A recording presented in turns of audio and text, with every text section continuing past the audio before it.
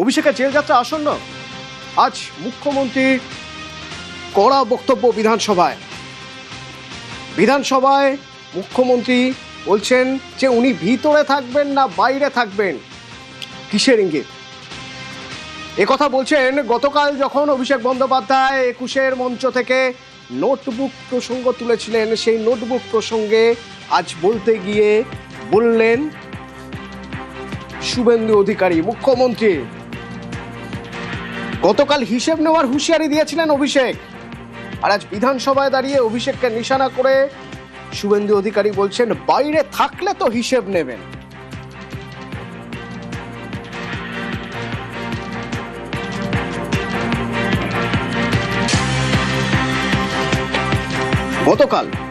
গতকাল নোটবুকে সব লিখে রাখার হুঁশিয়ারি দিয়েছিলেন অভিষেক, আর নোটবুক প্রসঙ্গে বলতে গিয়ে আজ বিধানসভায় দাঁড়িয়ে বলছেন মুখ্যমন্ত্রী যে হিসেব নেবেন, নোটবুকে লিখে রাখছেন, বাইরে থাকলে তো হিসেব নেবেন, ভিতরে থাকবেন না বাইরে থাকবেন। বলছেন সো কল্ড পুষ্পার মতো অবস্থা হবে, তার থেকেও খারাপ অবস্থা হবে। সো কল্ড পুষ্পা মানে জাহাঙ্গীর ফলতার, তিনি তো এখন জেলে। তাহলে আজ শুভেন্দু অধিকারী মুখ্যমন্ত্রী বিধানসভায় দাঁড়িয়ে অভিষেককে নিশানা করে কি বললেন আগে শোনাবো। কালকে অনেক বড় বড় কথা বলেছেন, আয় শুভেন্দু অধিকারী, আয় অমিত শাহ। কি বলেছিলেন? ডিজে বাজাবেন। 4 তারিখে অমিত শাহ যেন রাজ্যে থাকে। ডিজে বাজিয়ে দিয়েছে বাংলার লোকেরা। এই সরকার ভদ্র আছে বলে না, এখনো এরকম প্যান্টের পকেটে হাত ঢুকিয়ে ওই হিরো কায়দায় 2000 লোকের সামনে হাত নাড়তে নাড়তে আপনাকে আমি বলে গেলাম, ওই ছোড়াকে প্রতিষ্ঠিত চোর, ভিতরে থাকবেন কি বাইরে থাকবেন ভবিষ্যৎ বলবে। যেখানেই থাকুন ডায়মন্ড হারবারে লড়ুন, 40% মুসলিম ভোট আছে। তারপরেও আপনাকে যত ভোটে জিতেছেন তত ভোটে যদি হারাতে না পারি, মিলিয়ে নেবেন আপনি। আপনার অবস্থা ওই সকল পুষ্পার থেকেও খারাপ হবে। অকল্ট পুষ্পার থেকেও খারাপ হবে অবস্থা বলছেন, আরেকবার শুনুন।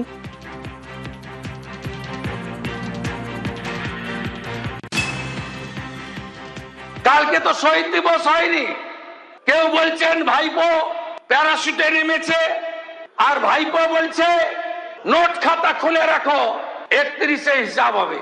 আরে তুমি বাইরে থাকলে তো হিসাব হবে। বাইরে থাকলে তো হিসেব হবে, মানে বাইরে থাকছেন না। অনির্বাণ আছে নিউজ রুম থেকে সরাসরি আমার সঙ্গে। অনির্বাণ, দুটো জায়গা খুব গুরুত্বপূর্ণ মুখ্যমন্ত্রীর বক্তব্যের। এক, সো কল্ড পুষ্পার থেকেও অবস্থা খারাপ হবে। সো কল্ড পুষ্পা মানে আমরা জানি ফলতার জাহাঙ্গীর, যে এখন জেলে। 2 নম্বর হচ্ছে বাইরে থাকলে তো হিসেব নেবেন, মানে জেল যাত্রা আসন্ন। মুখ্যমন্ত্রী বিধানসভায় দাঁড়িয়ে যখন বলছেন তখন সেটাই ভেবে নিতে হচ্ছে অতনু। তার কারণ মুখ্যমন্ত্রীর প্রথম যে বক্তব্যটি তুমি শোনাচ্ছিলে সেখানে একটা অংশ ছিল বাইরে থাকবেন কি ভিতরে থাকবেন ভবিষ্যৎ বলবে। এখানে তাও একটু স্পেকুলেশনের জায়গা ছিল। আচ্ছা, বাইরে থাকবেন থাকবেন না, ভিতরে থাকবেন না বাইরে থাকবেন।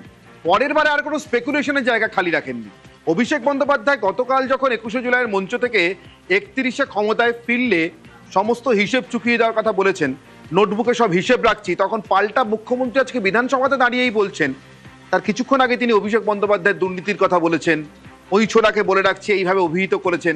শেষে গিয়ে বলছেন আরে বাইরে থাকলে তো হিসেব নেবে। তার মানে এটা কনফার্ম, সিলড হয়ে যাচ্ছে যে বাইরে থাকবেন না। আরো কিভাবে সিলড হচ্ছে? আগের মন্তব্যে তুমি যেভাবে বলছিলে অতনু, আগের মন্তব্যে সে কিউটা তিনি দিয়ে গিয়েছেন। কি বলেছেন? বলেছেন সো কল্ড পুষ্পার থেকেও হাল খারাপ হবে, যেটা তুমি বলছিলে। সো কল্ড পুষ্পা মানে জাহাঙ্গীর খান কোথায় আছেন এখন? জেলে। জাহাঙ্গীর খান জেলে আছেন কটা মামলায়? গতকাল মমতা বন্দ্যোপাধ্যায় নিজেই বলেছেন, আমরা বলিনি, অভিষেক বন্দ্যোপাধ্যায়ের বিরুদ্ধে নাকি 400-এর বেশি মামলা কেস রয়েছে, তিনি বীরের মতো লড়ে যাচ্ছেন। আজকে শুভেন্দু অধিকারী মুখ্যমন্ত্রী বলছেন কোনো বীরটিরের ব্যাপার নেই, তিনি বাঘ না বেড়াল সেটা ভবিষ্যতে দেখা যাবে, এবং এই 400 মামলা না 400-র কম মামলা না বেশি মামলা তার মধ্যেই না গিয়ে শুভেন্দু অধিকারীর বক্তব্য হিসেব যা রাখছেন সেটা তার পাল্টা হিসেব নেওয়ার সুযোগটাই পাবেন না, তার কারণ তাকে বাইরে থাকতে হচ্ছে না, তিনি বাইরে থাকবেন না। পরিষ্কার বলে দিচ্ছেন বাইরে থাকলে তো হিসেবে। এরপরে আর একটাই প্রশ্ন আসা স্বাভাবিক, অভিষেকের জেল যাত্রা কবে, অভিষেকের জেল যাত্রা হবে কিনা এটা নিয়ে বোধহয় আর কোনো সংশয় নেই অতনু। আমার সঙ্গে একটু অনির্বাণ সঙ্গে থাকো তার কারণ এই যে অনির্বাণ আমাদের বলছিল যে নোটবুক প্রসঙ্গ, গতকাল নোটবুকের কথা বলছিল অনির্বাণ, আমাদের বলছিল মমতা বন্দ্যোপাধ্যায় 400 কেসের কথা বলছেন। প্রথমে ওই অভিষেকের নোটবুকের কথা একটু শোনাবো। বিজেপির ক্ষমতা হবে ক্যাথিড্রাল রোডে এই মিটিং করার, পুলিশ তোমার, তদন্তকারী সংস্থা তোমার, অর্থ তোমার, কেন্দ্র সরকার তোমার, মানুষ তৃণমূলের সাথে রয়েছে।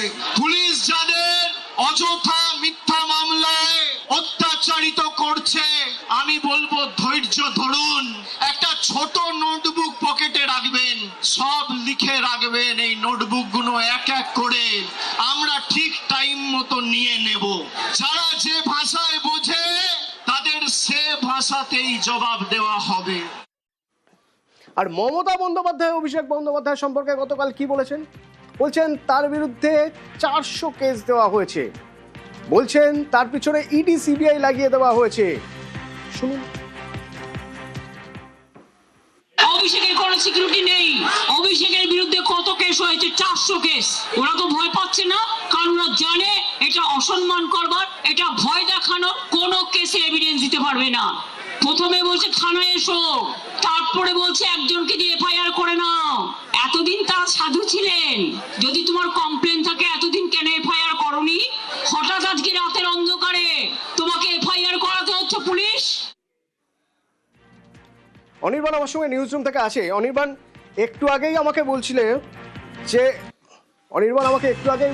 যে এই যে জেল যাত্রা কবে হবে সেটা শুধু এখন প্রশ্ন। জেল যাত্রা যে হবে, একজন মুখ্যমন্ত্রী তিনি বিধানসভায় দাঁড়িয়ে যখন এই বক্তব্য পেশ করছেন তা থেকে একরকম নিশ্চিত। কিন্তু অনির্বাণের কাছে আমার এবার প্রশ্ন থাকবে।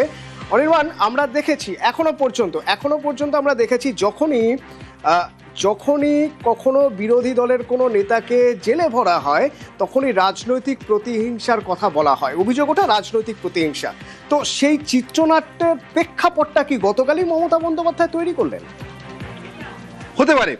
তার কারণ অতনু, তোমার নিশ্চয়ই খেয়াল থাকবে যে 2021-এর বিধানসভা নির্বাচন, বিশেষ করে 2024-এর লোকসভা নির্বাচনের আগে যে বিরাট প্রচার পর্ব, তাতে মমতা বন্দ্যোপাধ্যায় প্রায়ই বলতেন এই তো 2 মাস পরে ওকে ধরে নিয়ে যাবে, এই তো 3 মাস পরে ওকে হেনস্থা করবে, এই তো ভোট মিটলেই ওর বাড়িতে আবার ইডি পাঠাবে।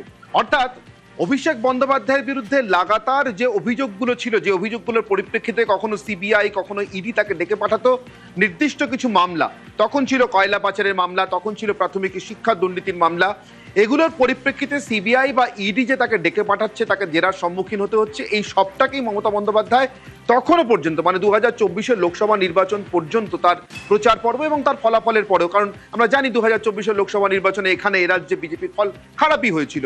তারা 19 থেকে 12 সংসদে নেমে গিয়েছিল, তাদের আসন এই রাজ্য থেকে 18 থেকে 12 সংসদে নেমে গিয়েছিল। ফলে সেই জায়গাটা পর্যন্ত, ততদিন পর্যন্ত বলতেই হবে, যদি নির্বাচনের ফলাফলকে আমরা সর্বোচ্চ মান্যতা দিই গণতন্ত্রের জায়গা থেকে, তাহলে মমতা বন্দ্যোপাধ্যায় এটা কিছুটা হলেও রাজ্যবাসীকে বিশ্বাস করাতে পেরেছিলেন যে অভিষেক বন্দ্যোপাধ্যায়ের বিরুদ্ধে এই যে যাবতীয় দৌড়ঝাঁপ তদন্তকারী সংস্থাগুলোর বা তাকে বারবার ডেকে পাঠানো, এর মধ্যে কোথাও একটা রাজনৈতিক প্রতিহিংসার ব্যাপার আছে, অথবা এরকম এটা রাজনৈতিক প্রতিহিংসা কি না, অন্তত এরকম একটা সংশয় তিনি অন্তত জাগিয়ে রাখতে পেরেছেন। আর এই সংশয়টা বরাবর জেগে থাক।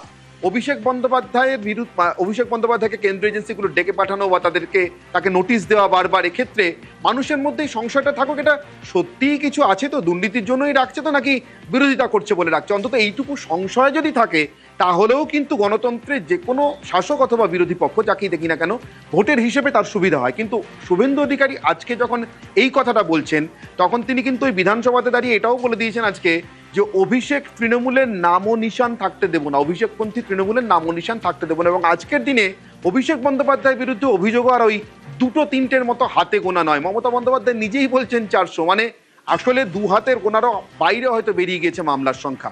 আর ঠিক সেখানেই শুভেন্দু অধিকারীর আজকের বক্তব্যের গুরুত্ব, আরও একটা জায়গায় গুরুত্ব। দেখো, দেশের প্রধানমন্ত্রী এবং মুখ্যমন্ত্রী যিনি হন না কেন, রাজ্যের মুখ্যমন্ত্রী, স্বাধিকারের কর্তব্যের আওতায় কিন্তু সবাই পড়ে।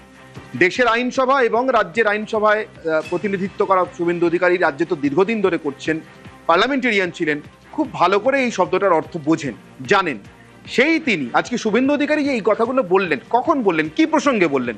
তিনি পুলিশ মন্ত্রী হিসেবে রাজ্যের পুলিশ বাজেটে বা স্বরাষ্ট্র দপ্তরের বাজেটের জবাবি ভাষণ দিচ্ছিলেন, সেইটা বলতে গিয়ে এগুলো বললেন। অর্থাৎ আগামী দিনে রাজ্যের মুখ্যমন্ত্রী তথা পুলিশ মন্ত্রীকে রাজ্যের স্বরাষ্ট্র বাজেট পেশের পর জবাবি ভাষণে এই কথাগুলো তিনি বলেছিলেন, তার কি কি পাওয়া গেল এমন প্রশ্নও তো কেউ করতে পারেন। সে প্রশ্ন দিলে তার উত্তর দিতে তার আটকাবে না, এমন ব্যবস্থা আগে ভাগে করেই নিশ্চয়ই শুভেন্দু অধিকারী এগিয়েছেন। এবং এক্ষেত্রে আমি তোমাকে আরেকবার স্মরণ করে দিই অতনু, অভিষেক বন্দ্যোপাধ্যায়ের বিরুদ্ধে মামলা এখন আর শুধু সিবিআই আর ইডির নয়, এখন সিআইডির মামলা আছে, রাজ্য পুলিশের করা মামলা আছে, ভবিষ্যতে আরো কোনো মামলা জুটতে চলেছে কিনা আমরা জানি না। শুভেন্দু অধিকারী বলছেন যে পুষ্পার থেকেও, সোকল্ড পুষ্পার থেকেও খারাপ হাল হবে, অর্থাৎ জেল যাত্রার ক্ষেত্রে অভিষেক বন্দ্যোপাধ্যায়কে জেলে যেতে হবে এমন বন্দোবস্ত করবার জন্য শুধু সিবিআই বা ইডি নয়, রাজ্যের পুলিশ মন্ত্রী হিসেবে যে সমস্ত এজেন্সিকে তিনি পরিচালনা করেন তাদেরও কিছু ভূমিকা আছে বা থাকবে। এ সম্পর্কে নিশ্চিত না হয়ে বিধানসভার ফ্লোরে দাঁড়িয়ে রাজ্যের স্বরাষ্ট্র দপ্তরের বাজেটের জবাবি ভাষণ দিতে গিয়ে রাজ্যের স্বরাষ্ট্র তথা পুলিশ মন্ত্রী এবং মুখ্যমন্ত্রী শুভেন্দু অধিকারী কথাটা বলছেন, এটা কিছুতেই মেনে নেওয়া যায় না। ওই জন্যই আবারও বলছি, অভিষেক বন্দ্যোপাধ্যায়ের জেল যাত্রা হবে কিনা এটার প্রশ্ন নয়, অভিষেক বন্দ্যোপাধ্যায়ের জেল যাত্রা কবে এটাই এখন প্রশ্ন।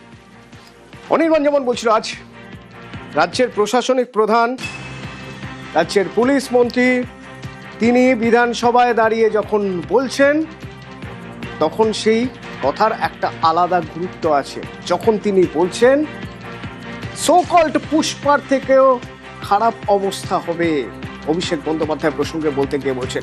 আরো একবার শোনাবো শুভেন্দু অধিকারী আজ বিধানসভায় দাঁড়িয়ে কি বললেন। কালকে অনেক বড় বড় কথা বলেছেন, আয় শুভেন্দু অধিকারী, আয় অমিত শাহ। কি বলেছিলেন? ডিজে বাজাবেন। 4 তারিখে অমিত শাহ যেন রাজ্যে থাকে। ডিজে বাজিয়ে দিয়েছে বাংলার লোকেরা। এই সরকার ভদ্র আছে বলে না, এখনো এরকম প্যান্টের পকেটে হাত ঢুকিয়ে ওই হিরো কায়দায় 2000 লোকের সামনে হাত নাড়তে নাড়তে আপনাকে আমি বলে গেলাম, ওই ছোড়াকে প্রতিষ্ঠিত চোর। ভিতরে থাকবেন কি বাইরে থাকবেন ভবিষ্যৎ বলবে। যেখানেই থাকুন ডায়মন্ড হারবারে লড়ুন, 40% মুসলিম ভোট আছে। তারপরেও আপনাকে যত ভোটে জিতেছেন তত ভোটে যদি হারাতে না পারি, মিলিয়ে নেবেন আপনি। আপনার অবস্থা ওই সকল পুষ্পার থেকেও খারাপ হবে। কালকে তো শহীদ দিবস হয়নি। কেউ বলছেন ভাইপো প্যারাশুটে নেমেছে, আর ভাইপো বলছে নোট খাতা খুলে রাখো, 31-এ হিসাব হবে। আরে তুমি বাইরে থাকলে তো